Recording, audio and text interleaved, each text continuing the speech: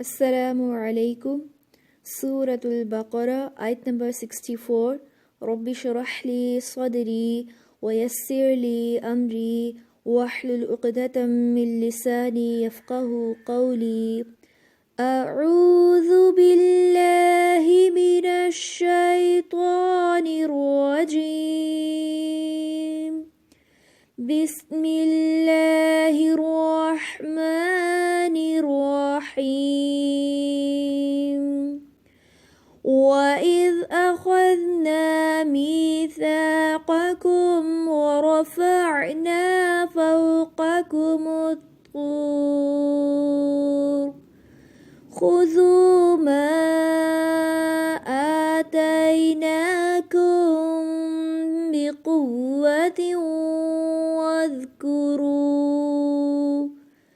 وَاذْكُرُوا مَا فِيهِ لَعَلَّكُمْ تَتَّقُونَ۔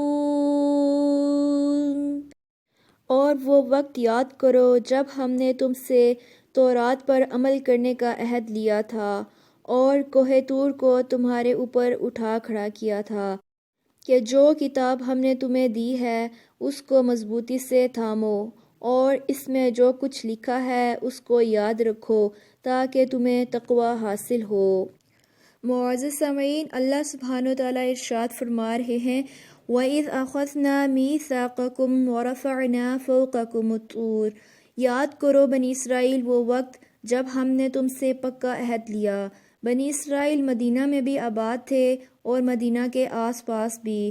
جب قرآن کریم اتر رہا تھا تو اس میں صرف اہل ایمان کے لیے ہی نہیں، اہل کتاب کے لیے بھی یاد دہانی تھی۔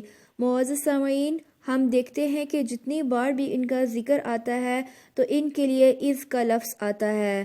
یاد کرو وہ وقت، تو کس کو یاد دہانی کروائی جا رہی ہے؟ اس وقت کے بنی اسرائیل کو، اور اس کے بعد اور لوگوں کو بھی، کہ اپنی تاریخ کو دیکھو، اس وقت کو یاد کرو۔ کیوں یاد کرو؟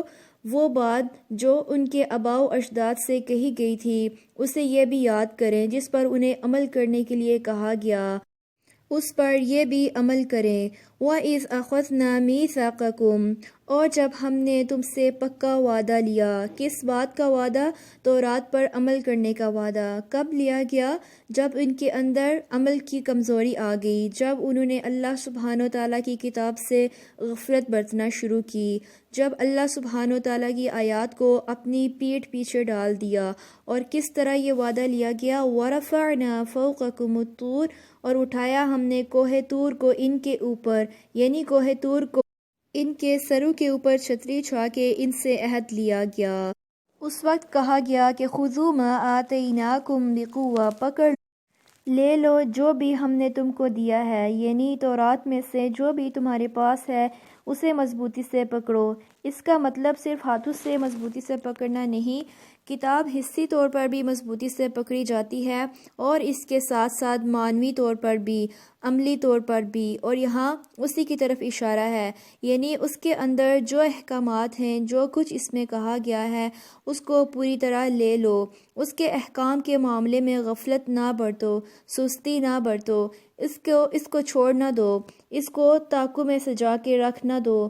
پھر فرمایا وَاذْكُرُوا مَا فِيهِ، اور یاد رکھو جو بھی اس میں ہے۔ کسی بھی چیز کو یاد رکھنے کا کیا طریقہ کار ہوتا ہے؟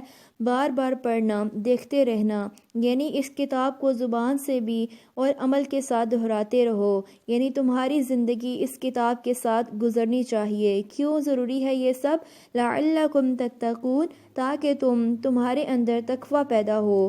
پیچھے ہم نے پڑھا کہ جب تمام انسانوں اللہ سبحانہ وتعالیٰ کی عبادت کا حکم دیا گیا، فرمایا یا ایھا الناس اعبدوا ربکم، اے لوگو اپنے رب کی عبادت کرو۔ تو وجہ کیا بتائے گی کہ عبادت کیوں کرو؟ لعلکم تتقون، تاکہ تمہارے اندر تقوی آئے، اللہ سبحانہ وتعالیٰ کا ڈر آئے، اللہ سبحانہ وتعالیٰ کے احکامات کی پیروی کا طریقہ آئے اور اس کی نافرمانی سے بچ سکو۔ یہی تقوی ہوتا ہے کہ اللہ سبحانہ وتعالیٰ کے احکام کی پیروی کرتے رہنا اور نافرمانی سے بچنا، تاکہ انسان آخرت کی مصیبت سے بچ سکے۔ اسی طرح قرآن کریم میں جہاں روزوں کی فرضیت کا ذکر آتا ہے، یا ایھا الذین آمنوا کتب علیکم الصیام، کما کتب علی الذین من قبلکم لعلکم تتقون۔ تو عبادت کا مقصود کیا ہے؟ تقوی پیدا ہو، انسان کے اندر اللہ کا ڈر پیدا ہو۔ اس آیت سے ہمیں کئی ایک باتیں معلوم ہوتی ہیں۔ نمبر 1 یہ کہ بنی اسرائیل سے پکا وعدہ لیا گیا، کتاب پر عمل کرنے کا وعدہ، کتاب کو پڑھنے کا وعدہ۔ نمبر 2 وہ وعدہ محض زبانی وعدہ نہیں تھا، بلکہ عملی طور پر پہاڑ کو ان کے سر پر مسلط کر کے ان سے وعدہ لیا گیا کہ مانتے ہو کہ نہیں، ورنہ یہ پہاڑ تمہارے سروں پر آ گرے گا۔ معزز سامعین، یہاں یہ بات بھی معلوم ہوتی ہے کہ اللہ سبحانہ و تعالی ہر چیز پر قادر ہیں۔ وہ چاہے تو ایک کن کہہ کے پہاڑ کو اوپر اٹھا دے اور لوگوں کے سر پر کھڑا کر دے اور بغیر کسی ٹیک یا سہارے کے اس کو کھڑا ہی رکھے۔ معزز سامعین، اللہ سبحانہ و تعالی حجت تمام کر رہے ہیں۔ ہم دیکھتے ہیں کہ بعض لوگوں کو صرف الفاظ ہی اثر کر جاتے ہیں اور بعض لوگوں کو الفاظ کے ساتھ سختی بھی چاہیے ہوتی ہے۔ اس میں عام حکم ہمارے لیے بھی ہے، صرف بنی اسرائیل کے لیے نہیں ہے۔ ہمیں بھی اس سے نصیحت حاصل کرنی چاہیے کہ اللہ سبحانہ و تعالیٰ نے جو کتاب ہمیں دی ہے وہ پکڑنے کے لیے ہے اور مضبوطی سے پکڑنے کے لیے، یہ نہیں کہ انسان کا دل چاہے تو پڑھ لے، نہیں دل چاہتا تو نہ پڑھے، نہیں۔ وَاذْكُرُوا مَا فِيهِ، اسے پڑھتے رہو، اس کی تلاوت کرتے رہو۔ ہمارے دل کا حال ہر وقت ایک جیسا نہیں ہوتا، دل الٹ پلٹ ہوتا رہتا ہے۔ وہی آیتیں آپ ایک بار پڑھتے ہیں سمجھ نہیں آتی، دوسری دفعہ پڑھتے ہیں تو آپ رونے لگ جاتے ہیں، تیسری دفعہ پڑھتے ہیں تو کوئی اور حال ہوتا ہے۔ تو جس طرح روز انسان کو غذا کی، آکسیجن کی ضرورت ہوتی ہے، اسی طرح کتاب کی بھی ضرورت ہوتی ہے۔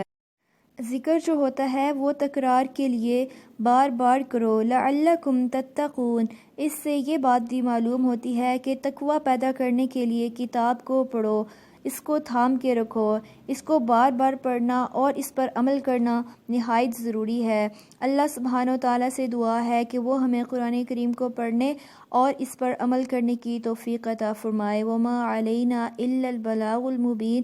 سبحانک اللہم وبحمدک، نشہد ان لا الہ الا انت، نستغفرک ونتوب الیک۔ السلام علیکم ورحمۃ اللہ وبرکاتہ۔